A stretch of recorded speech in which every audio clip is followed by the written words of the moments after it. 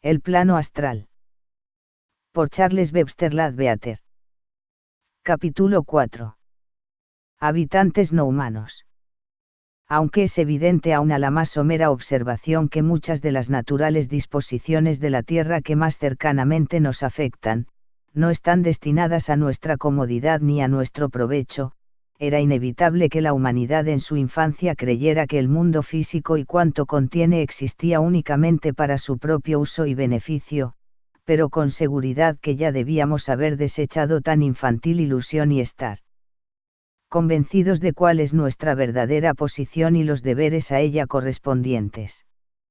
Sin embargo, la mayoría de la humanidad persiste en el engaño, como lo demuestran las gentes multitud de veces en su vida diaria, sobre todo por la fría crueldad con que muchos que se jactan de civilizados y cultos tratan al reino animal, bajo la excusa de deporte. Desde luego que aun el más novicio en el estudio de la santa ciencia oculta sabe que toda vida es sagrada y que sin compasión universal no cabe positivo progreso, pero al adelantar en el estudio descubre cuán múltiple es la evolución, y cuán pequeña relativamente la parte que desempeña la humanidad en la economía de la naturaleza.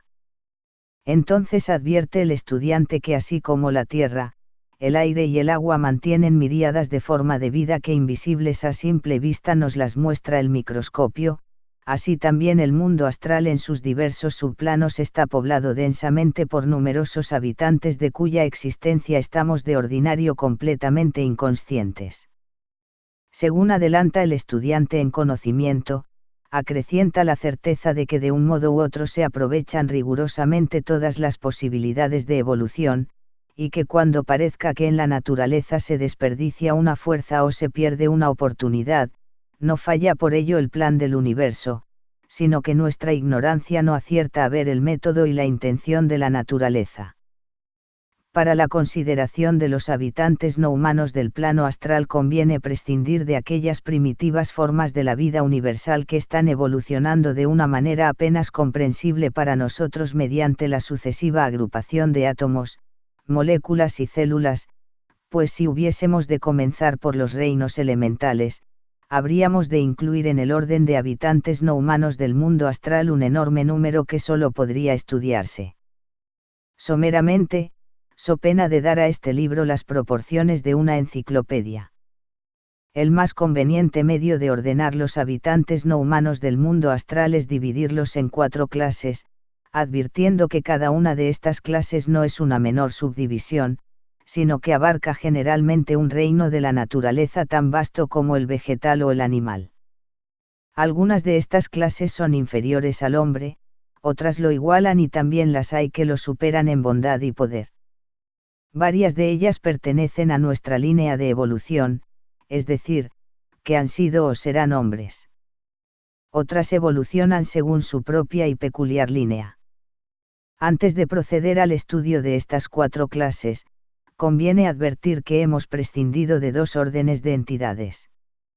No hablaremos de la ocasional manifestación de altísimos adeptos procedentes de otros planetas de nuestro sistema solar ni de los todavía más excelsos visitantes provenientes de lejanísimas distancias, porque estos temas no son propios de un tratado destinado a pública lectura, sin contar con que es prácticamente inconcebible aunque teóricamente posible que tan altísimas entidades necesiten manifestarse en la bajeza del mundo astral. Si por alguna razón quisieran manifestarse en él, se elaborarían un temporáneo cuerpo de la materia del plano astral terrestre, como hemos visto en el caso de los Nirmnakyas. Por otra parte, también prescindiremos de otras 2 grandes evoluciones no humanas que actualmente comparten con la humanidad el uso del planeta terrestre, y sobre las cuales está prohibido dar referencias, porque por ahora ni las entidades de esas 2 grandes evoluciones han de conocer la existencia del hombre ni tampoco el hombre ha de conocer cuáles son. Si acaso nos ponemos en inconsciente contacto con ellas ha de ser en el plano físico, pues su estancia en el astral es muy fugaz y depende de un rarísimo accidente en un acto de magia ceremonial que afortunadamente solo saben practicar los hechiceros de elevadísima categoría. Sin embargo, dicho accidente ha ocurrido al menos una vez y puede repetirse, de modo que si no fuese por la prohibición mencionada habríamos de incluir a dichas dos evoluciones en nuestra clasificación. Primera clase. La esencia elemental perteneciente a nuestra evolución. Así como el nombre de elementario se ha dado inconsiderablemente por varios autores a toda clase de posibles condiciones del hombre después de la muerte física, así también se ha dado con la misma ligereza el nombre de elemental a todo espíritu no humano, desde el deva de más divinos atributos, pasando por los espíritus de la naturaleza, hasta llegar a la amorfa esencia constituyente de los reinos inferiores al mineral. De aquí resulta que después de leer el estudiante varios tratados queda confuso y perplejo ante las contradicciones que advierte entre los autores. Para el estudio de nuestro tema se ha de entender que la esencia elemental es un nombre aplicado durante ciertas etapas de su evolución a la esencia monádica que a su vez puede definirse diciendo que es la efusión de la energía divina en la materia. Estamos familiarizados con la idea de que antes de llegar esta energía divina a la etapa de individualización que animó al hombre, había ya animado sucesivamente 6 fases de evolución que fueron los 3 reinos elementales, el mineral, el vegetal y el animal. A la esencia monádica se la llama esencia elemental cuando pasa por los 3 reinos inferiores al mineral, y algunos tratadistas la han designado al pasar por los 3 reinos superiores a los elementales con los respectivos nombres de mónada mineral, mónada vegetal y mónada animal, pero estas denominaciones son también deficientes, porque antes de llegar al reino mineral ya la energía divina ha constituido no una, sino muchas mónadas. Pero la palabra mónada se adoptó para dar a entender que aun cuando ya se había diferenciado la esencia monádica no había llegado aún a la etapa de individualización. Repetimos que a la esencia monádica se la llama esencia elemental mientras pasa por los 3 reinos inferiores al mineral, llamados por lo mismo elementales, mas para comprender su naturaleza y modo de manifestación es necesario saber cómo el espíritu desciende y se infunde en la materia.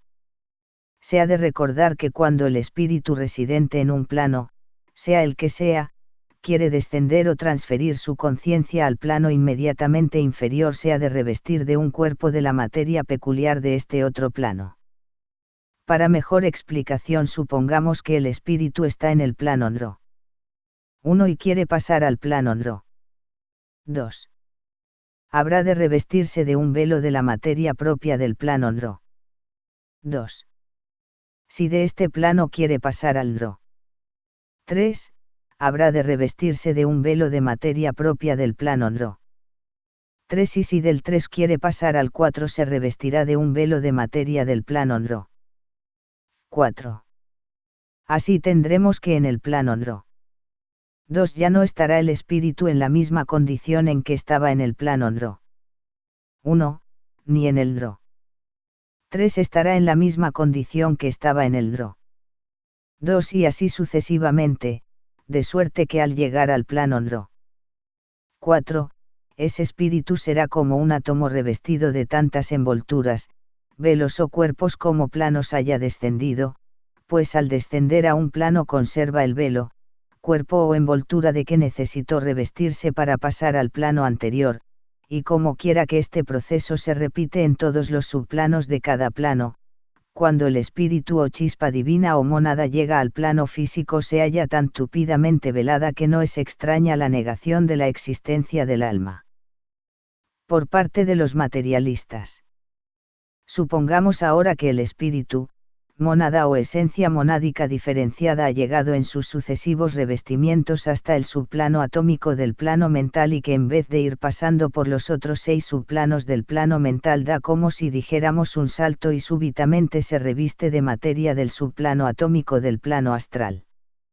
Semejante combinación sería la esencia elemental del plano astral correspondiente al tercer reino animal, o sea el inmediatamente inferior al reino mineral. En el transcurso de sus 2400 diferenciaciones en el plano astral atrae la mónada varias combinaciones de la materia de los otros 6 subplanos del plano astral, aunque estas combinaciones son transitorias y solo queda el espíritu revestido de materia atómica mental que se manifiesta por medio de la materia atómica del plano astral. El segundo reino elemental funciona en los subplanos no atómicos del plano mental, pero por de pronto no hay para qué referirse a ellos.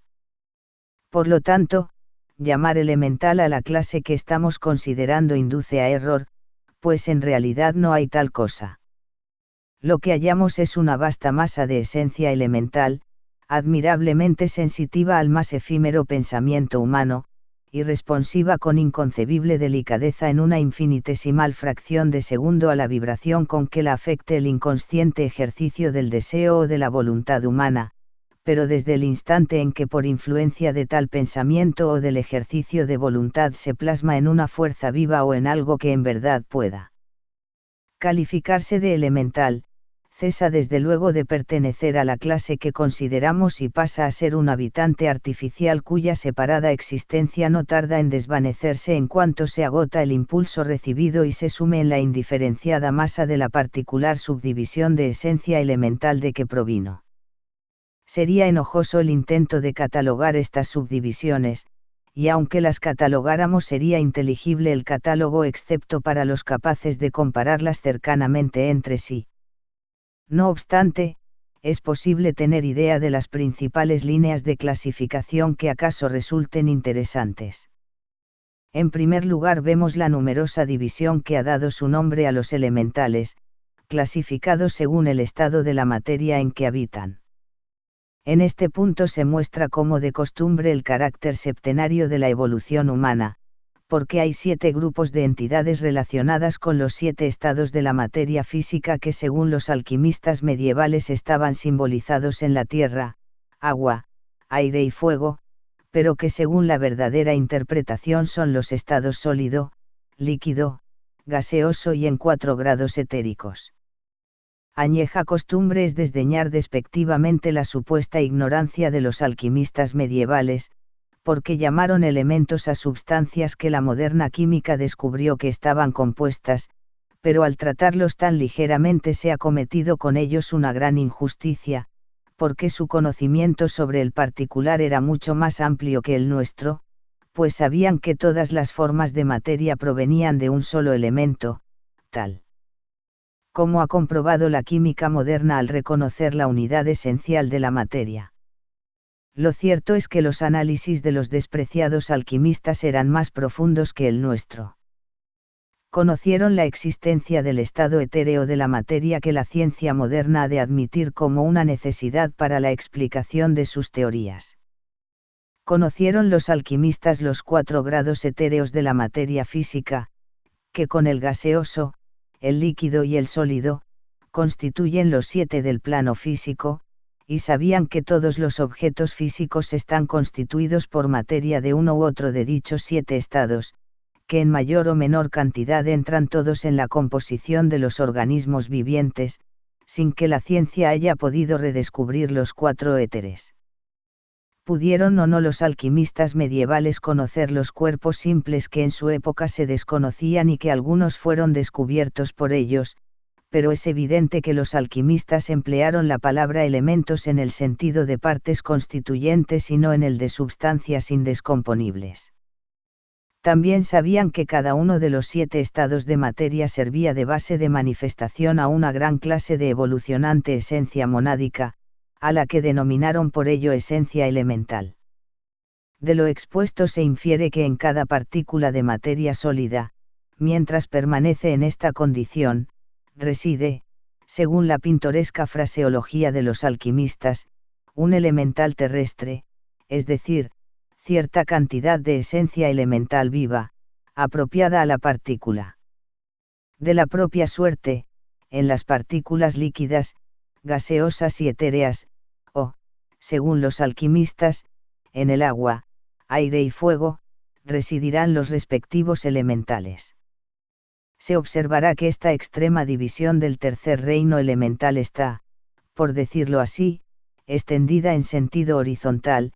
pues la diferencia de densidad material entre sus clases se establece por grados casi imperceptibles, y aun cada clase podría dividirse horizontalmente en otras 7, por la multitud de grados de densidad entre sólidos, líquidos y gases. Sin embargo, también hay lo que podría llamarse una división perpendicular, mucho más difícil de comprender, sobre todo por la gran reserva de los ocultistas respecto a fenómenos que requerirían más amplia explicación. Para mostrar lo que de ello puede saberse diremos que en cada una de las clases y subclases horizontales se encuentran 7 tipos perfectamente distintos de elementales cuya diferencia no consiste en grados, sino en su carácter y afinidades. En cada tipo se encuentran 7 subtipos que se distinguen por la coloración que les da la influencia que más fácilmente los afecta. Cada tipo es capaz de reaccionar sobre los demás aunque no pueden intercambiar su esencia. Se advertirá que estas divisiones y subdivisiones perpendiculares difieren por completo de las horizontales, y son más permanentes y fundamentales, pues mientras la evolución del reino elemental consiste en pasar con casi infinita lentitud sucesivamente por sus varias clases y subclases horizontales, y pertenecer por turno a todas ellas, los tipos y subtipos permanecen inalterables durante todo el paso de la esencia elemental. Para comprender la evolución elemental es necesario tener en cuenta que se efectúa en el arco descendente y por lo tanto progresa hacia la completa caída en la materia que acontece en el reino mineral, de suerte que para la esencia monádica o elemental, el progreso significa descenso a la materia, en vez de ascenso a los planos superiores. Mientras el estudiante no comprenda bien esta idea será presa de perplejidades y anomalías, pues aún a los ocultistas les cuesta acostumbrarse a la extraña apariencia de inversión con que aparece a su vista. A pesar de tan múltiples subdivisiones de esta extraña esencia viva, todas ellas poseen algunas propiedades comunes, pero tan diferentes de las que nos son familiares en el plano físico, que es sumamente difícil explicarlas a quien no las ve en acción. Cuando una porción de esencia elemental permanece durante algunos momentos sin que la afecten externas influencias, lo que, dicho sea de paso, raramente se realiza, carece de forma definida, aunque su movimiento es todavía rápido e incesante, pero a la más mínima perturbación provocada acaso por alguna pasajera corriente mental, asume una desconcertante confusión de movibles y siempre cambiantes formas que surgen y desaparecen con la rapidez de las burbujas en la superficie del agua hirviente. Estas evanescentes formas, aunque generalmente asumen las de seres vivos de alguna especie, humana o no, son manifestación de la existencia de separadas entidades en la esencia elemental a manera de las cambiantes y múltiples ondas que levanta una turbonada en las aguas de un tranquilo lago. Parece como si fueran meros reflejos del vasto océano de luz astral, pero tienen cierta relación con la índole de la corriente mental que las pone en existencia, aunque casi siempre con alguna grotesca distorsión y espantable o repugnante aspecto. Cabe preguntar qué inteligencia actúa en la selección de una forma apropiada o contrahecha. No tratamos de los potentes y longevos elementales creados por vigorosos y definidos pensamientos, sino simplemente nos ocupamos en el resultado producido por las corrientes de frívolos y medio involuntarios pensamientos emitidos por el cerebro de las gentes.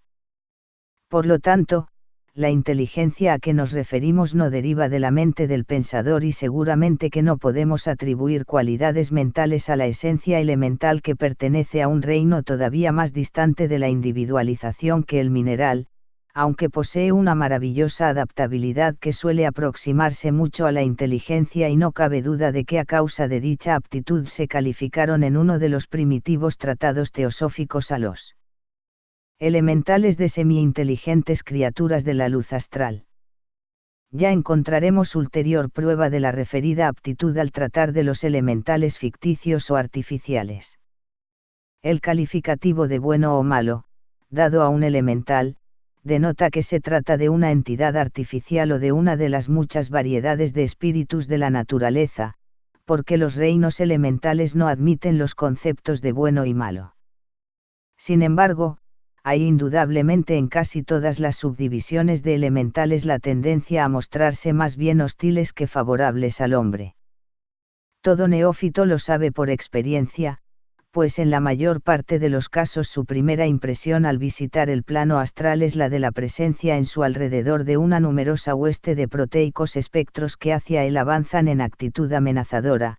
pero que siempre retroceden o se desvanecen sin hacer el menor daño, si se les da en rostro valerosamente. De esta hostil propensión deriva el repulsivo o contrahecho aspecto que asumen, y los autores medievales nos dicen que el hombre ha de agradecer su existencia. En la Edad de Oro la humanidad era menos egoísta, más espiritual, y los llamados elementales se mostraban amigos del hombre, pero ahora se han enemistado con él porque trata con indiferencia, antipatía o crueldad a los otros seres vivientes. De la admirable delicadeza con que la esencia refleja nuestros pensamientos y deseos, se infiere que el tercer reino elemental es en conjunto lo que el colectivo pensamiento de la humanidad hace de él.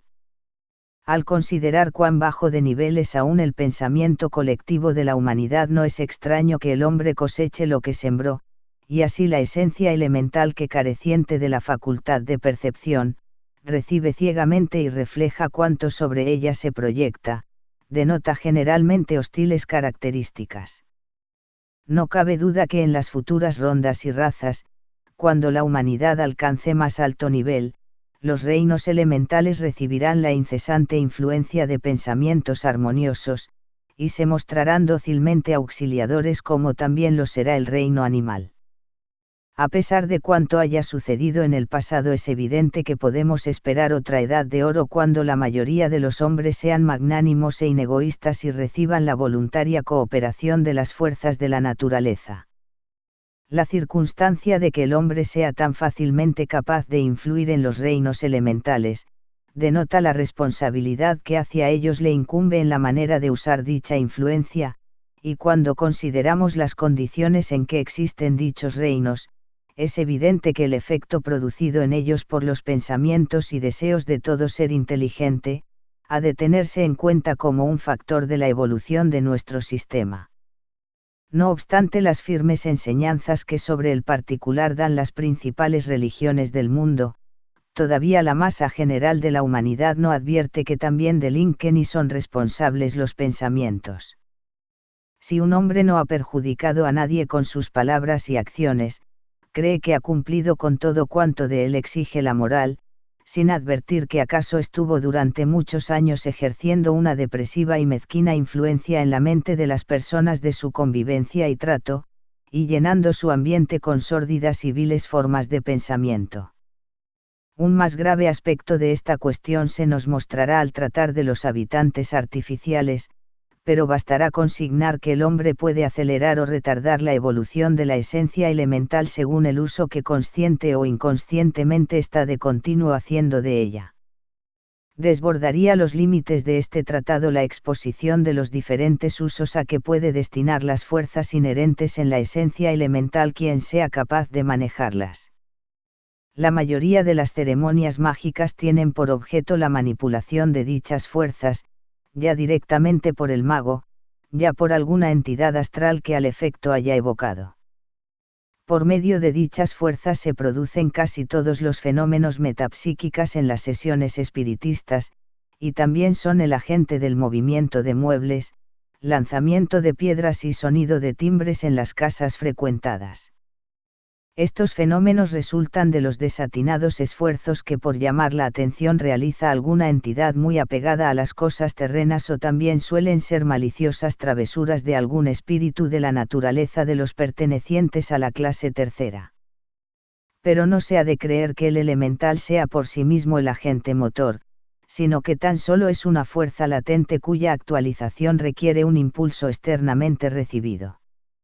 Aunque toda clase de esencia elemental puede reflejar imágenes de la luz astral, hay variedades que reciben las impresiones mucho más fácilmente que otras, y asumen formas peculiares de su variedad, algo menos evanescentes que de ordinario.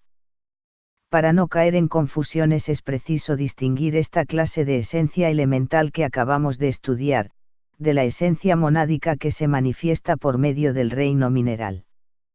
Recordemos que la esencia monádica en el arco de involución se manifiesta por medio de los reinos elementales y después se manifiesta por medio del reino mineral,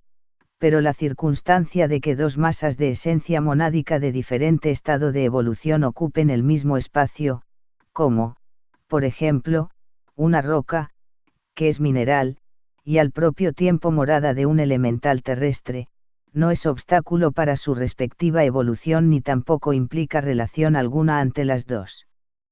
diferentes masas de esencia monádica.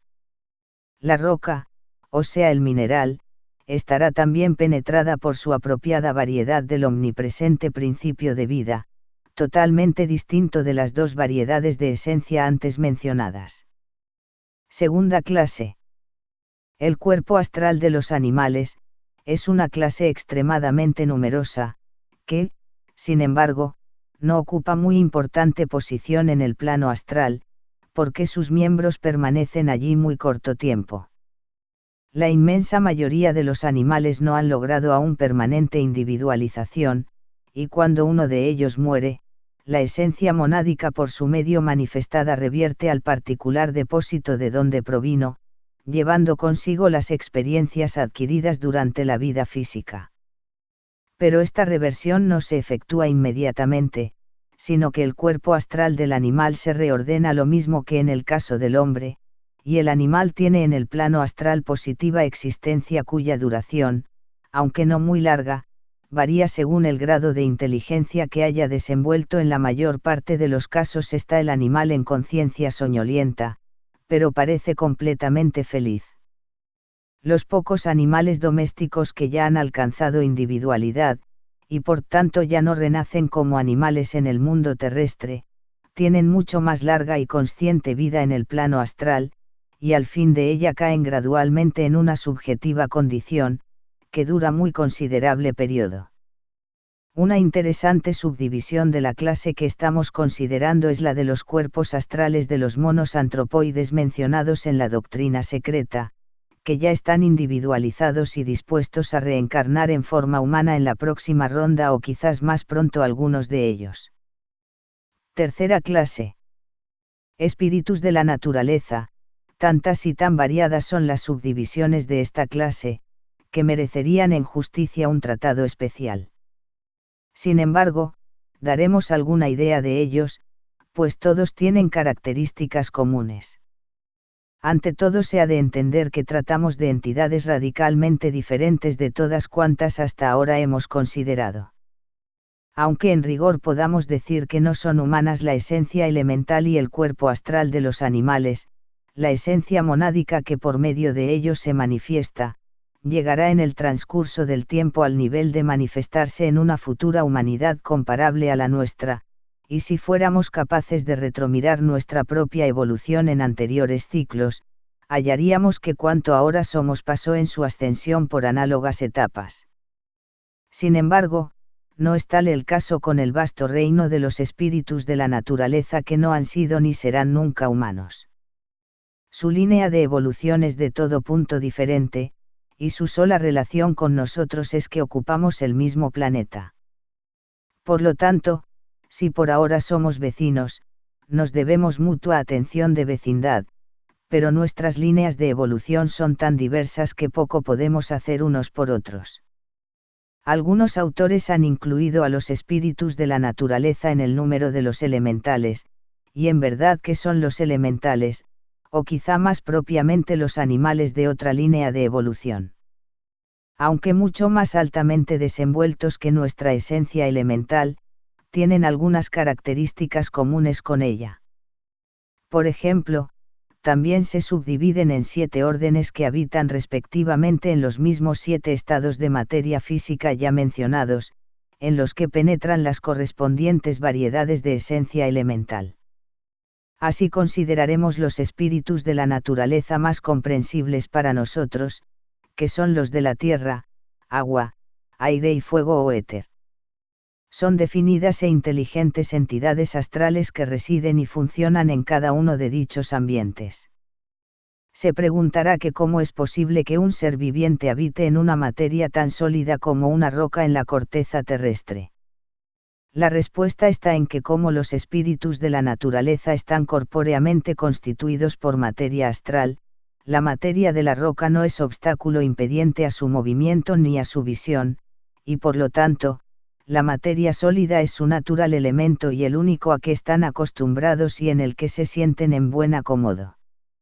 Lo mismo cabe decir de los que habitan en el agua, en el aire o en el éter. Los tratadistas medievales llamaron gnomos a los espíritus naturales de la tierra, ondinas a los del agua, sílfides a los del aire, y salamandras a los del fuego. En el lenguaje vulgar se les conoce por muchos nombres, entre ellos los de hadas, sátiros, faunos, elfos, duendes, damas blancas, nereidas, morenillos, trasgos, etc. Sus formas son muy variadas, pero más frecuentemente de configuración humana y cortos de talla. Como todos los habitantes del plano astral, son capaces de asumir cualquier aspecto a voluntad, pero tienen definida forma peculiar o mejor diríamos una forma preferida en que aparecen cuando no les interesa asumir otra. En las condiciones ordinarias son invisibles a la percepción visual física, pero son capaces de materializarse para hacerse visibles fácilmente. Hay multitud de razas de espíritus de la naturaleza, y los individuos de cada una de ellas difieren de los de las otras en inteligencia y disposición, análogamente a lo que sucede entre los individuos de las diferentes subrazas humanas. La mayoría de espíritus de la naturaleza evitan la relación con el hombre, cuyas costumbres y emanaciones les repugnan, y les molestan las corrientes astrales que ponen en movimiento los incesantes y desordenados apetitos humanos. Sin embargo, también hay espíritus de la naturaleza que se muestran amigos del hombre y le favorecen y benefician en cuanto está de su parte, como, por ejemplo, los morenillos escoceses y las hadas de los cuentos. Pero esta benéfica actitud es relativamente rara, y por lo general, cuando los espíritus de la naturaleza se ponen por cualquier vicisitud en contacto con el hombre, se muestran indiferentes o disgustados, o bien se deleitan en engañarle y hacerle víctima de pueriles jugarretas. Muchas leyendas, consejas y cuentos lugareños de las solitarias comarcas montesinas denotan esta traviesa característica de los espíritus de la naturaleza,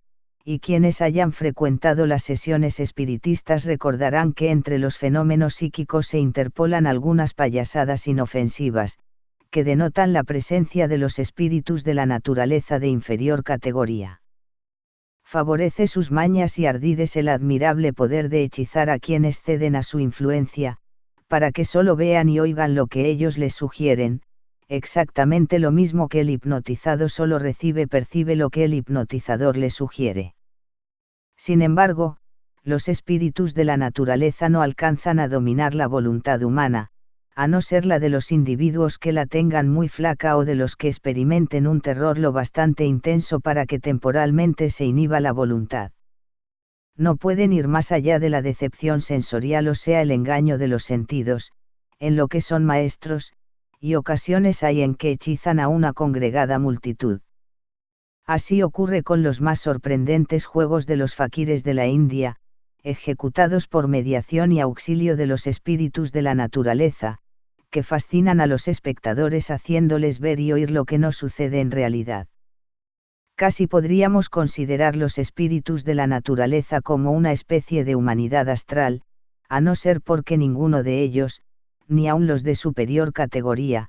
posee una individualidad permanentemente reencarnante.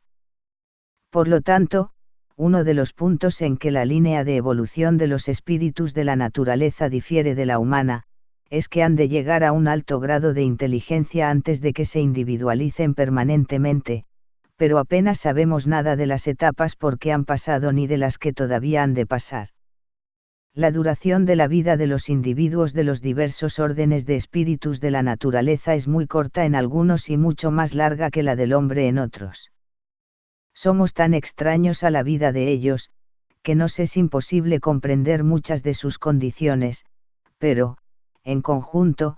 parece ser una gozosa e irresponsable clase de existencia, semejante a la que un grupo de niños pudiera llevar en un ambiente físico extraordinariamente favorable. Aunque aficionados a gastar bromas y jugarretas, rarísimamente se muestran maliciosos, a menos que se les provoque por una injustificada intrusión o molestia, pero en general desconfían del hombre y les enoja la presencia de un neófito en el plano astral, por lo que se le aparecen en espantable forma. Si el recién llegado no se deja amedrentar por semejantes vestigios, le dejarán tranquilo como un mal necesario, y es fácil que con el tiempo se le muestre amigo alguno de ellos. Otros órdenes de espíritus de la naturaleza son formales y no se entretienen en puerilidades como los que acabamos de describir, y a ellos pertenecen las entidades que en diversas ocasiones han sido reverenciadas como dioses locales o de los bosques. Estas entidades gustan de la lisonja que acompaña a la veneración que se les tributa y sin duda están dispuestos a recompensar la veneración con algún servicio. Los adeptos saben cómo utilizar en caso necesario los servicios de los espíritus de la naturaleza, pero el mago ordinario solo recibirá su auxilio por los procedimientos de invocación o de evocación, esto es, por medio de súplicas en que le ofrezca algo en cambio del servicio, o movilizando influencias que le obliguen a obedecer. Ambos procedimientos son de siniestra índole y el de la evocación sumamente peligroso, porque el evocador podría actualizar alguna influencia hostil que le fuera fatal. Desde luego que a ningún discípulo le permitirá su maestro ni siquiera el intento de semejantes prácticas. Cuarta clase. Los devas, la superior línea de evolución relacionada con nuestro mundo físico es, según alcanza nuestro conocimiento, la de los seres llamados devas por los hinduistas, y que también en otras partes han recibido los nombres de ángeles, hijos de Dios, etc. Se pueden considerar como un reino inmediatamente superior al humano, como el humano es inmediatamente superior al animal, pero con la importante diferencia de que mientras para el animal no hay otro camino de evolución, en cuanto se nos alcanza, que pasar por el reino humano, el hombre tiene al llegar a un alto nivel, abiertos ante sí, 7 senderos, uno de los cuales es la evolución dévica. Si comparamos este sendero con la sublime renunciación del Nirmnakya, veremos por qué en algunos tratados se dice que quienes lo eligen ceden a la tentación de ser dioses, pero de esta frase no se ha de inferir vituperio alguno a quienes escogen dicha línea de evolución, que no es la más corta, aunque sí muy noble, y si la desenvuelta intuición del hombre le impele a ella, seguramente que será la mejor adecuada a sus facultades. No debemos olvidar que tanto en la ascensión espiritual como en la física, no todos son capaces del esfuerzo que requiere seguir el sendero más escarpado, y hay muchos para quienes el sendero más llano es el único posible, y seríamos indignos discípulos de los grandes instructores si consintiéramos que nuestra ignorancia emitiera el más leve pensamiento desdeñoso contra quienes no eligen el mismo sendero que nosotros. Sin embargo, por la completa ignorancia de las dificultades del porvenir, nos es imposible en el presente estado de evolución predecir lo de que seremos capaces cuando después de muchas vidas de pacientes esfuerzos hayamos adquirido el derecho de escoger nuestro futuro, y en verdad que aun aquellos que cedan a la tentación de ser dioses, tienen ante sí una carrera suficientemente gloriosa, según vamos a ver. Para evitar toda mala inteligencia, conviene advertir que la frase llegar a ser dioses tiene en los libros otro significado de índole maligna, aunque en este sentido no podrá ser una tentación para el hombre altamente evolucionado y por consiguiente es ajeno a nuestro estudio. En la literatura oriental se usa frecuentemente la palabra deva para significar cualquier clase de entidades no humanas, por lo que por una parte incluyen a sus divinidades y por otra a los espíritus de la naturaleza y a los elementales ficticios o artificiales. Sin embargo, contraeremos el significado de devas a la magnificente evolución que estamos considerando. Aunque relacionados con la Tierra no están los devas confinados en ella, porque el conjunto de nuestra presente cadena de 7 globos es para ellos como un solo globo, pues evolucionan en un superior sistema de 7 cadenas. Hasta ahora se han reclutado principalmente sus huestes de otras humanidades del sistema solar, unas superiores y otras inferiores a la nuestra, pues muy pocos individuos de la terrestre han llegado al nivel en que fueron capaces de unirse a la evolución débica, pero parece cierto que algunas de sus numerosas clases no han pasado en el camino de su evolución por ninguna humanidad comparable a la nuestra. En la actualidad no nos es posible comprender gran cosa de lo concerniente a los devas, pero desde luego es evidente que la meta de su evolución ha de ser muy superior a nuestra meta, es decir, que mientras la finalidad de la evolución humana es elevar a quienes de ellos sean capaces a cierto grado de oculto conocimiento al fin de la séptima ronda, el objeto de la evolución débica es elevar a sus primeras filas a un nivel muchísimo más alto en igual tiempo. Y entonces, tanto para ellos como para nosotros, se abrirá un sendero más escarpado, pero también más corto, que conduzca a los esforzados a más sublimes alturas que en el caso de ellos solo podemos conjeturar cuáles son. En nuestro estudio del plano astral solo necesitamos mencionar las tres inferiores categorías de los devas, que son los devas astrales, llamados en la antigua terminología kamadevas, los devas mentales inferiores o rupadevas, y los mentales superiores o arrupadevas. Así como el cuerpo físico es el más inferior posible en el hombre, así el cuerpo astral es el más inferior posible en el kamadeva. Está el deva astral en análoga situación a la en que se hallará la humanidad cuando llegue al globo F de la actual cadena planetaria, y aunque vive en cuerpo astral, puede desprenderse de él y visitar en cuerpo mental la esfera superior, así como el hombre puede desprenderse del cuerpo físico para actuar en cuerpo astral. Si el deva astral está bastante evolucionado, no le será la actuación en cuerpo carnal más difícil que para el hombre es el uso del cuerpo mental. De la propia suerte, el cuerpo inferior del rupadeva es el mental, o sea, el constituido con materia de los 4 subplanos inferiores del plano mental, o subplanos de las formas, mientras que el cuerpo inferior de la rupadeva es el causal, constituido por materia de los 3 planos superiores del plano mental. Sin embargo, la manifestación de los devas mentales y causales en el plano astral es tan sumamente rara como la manifestación materializada de una entidad en el plano físico, por lo que basta con mencionar esas dos categorías de devas. En cuanto a la categoría inferior, la de los devas astrales, sería muy craso error considerarlos inmensamente superiores al hombre, pues algunos proceden de una humanidad menos adelantada que la nuestra. El término medio de sus individuos aventaja de mucho a nuestro término medio, porque se ha eliminado hace tiempo de sus filas todo lo activo e intencionadamente maligno, pero los individuos difieren muchísimo en disposición, y un hombre de altas cualidades morales, de exquisita espiritualidad, inegoísta y magnánimo, puede estar más adelantado en la escala de la evolución que algunos de ellos. Se puede llamar la atención de los devas astrales por medio de ciertas evocaciones mágicas, pero la única voluntad humana capaz de subyugar a la suya es la de una muy alta categoría de adeptos. Generalmente parece como si no se dieran cuenta de nosotros en el plano físico, pero de cuando en cuando sucede que uno de ellos advierte alguna tribulación humana que excita su compasión y presta su ayuda, así como nosotros auxiliamos a un animal que vemos angustiado. Sin embargo, comprenden que en el presente estado de la evolución cualquiera interferencia en los humanos negocios sería más perjudicial que beneficiosa. Superiores en categoría a los devas astrales hay otras 4, y sobre todo el reino débico se hallan las vastas huestes de espíritus planetarios cuya consideración estaría fuera de lugar en un estudio sobre el plano astral. Aunque en rigor no pertenecen a ninguna de las clases de habitantes no humanos del plano astral, viene a propósito mencionar a los admirables e importantes seres llamados los 4 devarrajas o devarregios. En esta denominación la palabra deva no debe tomarse en el mismo sentido que hasta ahora,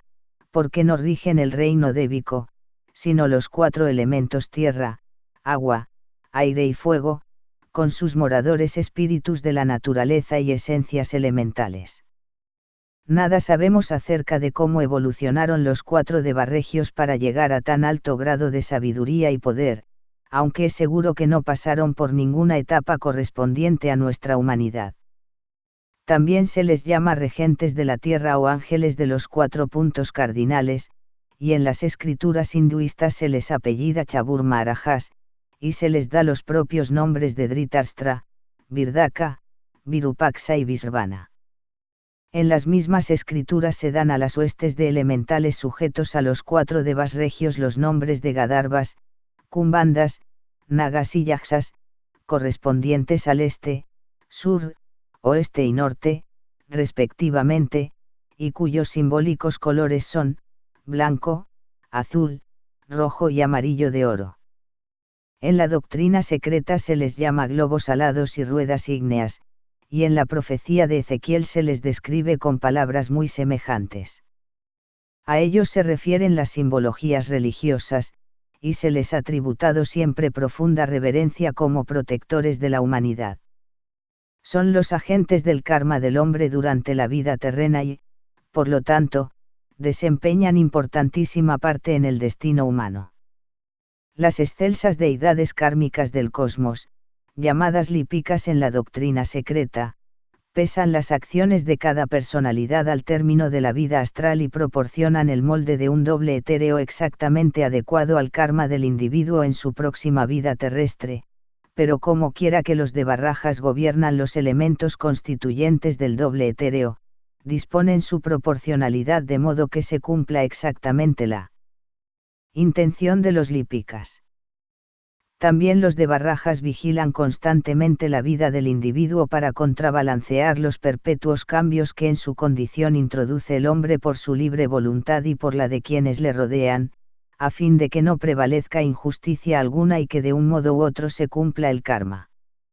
Son capaces de asumir forma humana a voluntad y se recuerdan varios casos en que así lo hicieron.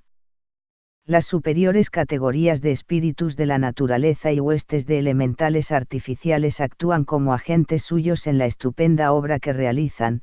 pero todos los hilos están en sus manos y sobre ellos recae toda la responsabilidad. No se manifiestan muy a menudo en el plano astral, pero cuando se manifiestan son los más notables habitantes no humanos. A un estudiante de ocultismo no habrá necesidad de decirle que así como hay 7 órdenes de espíritus de la naturaleza y 7 de esencia elemental, debe de haber 7 y no solamente 4 de Devarrajas, pero aparte del círculo de iniciación, poco se sabe y menos puede decirse de los 3 superiores.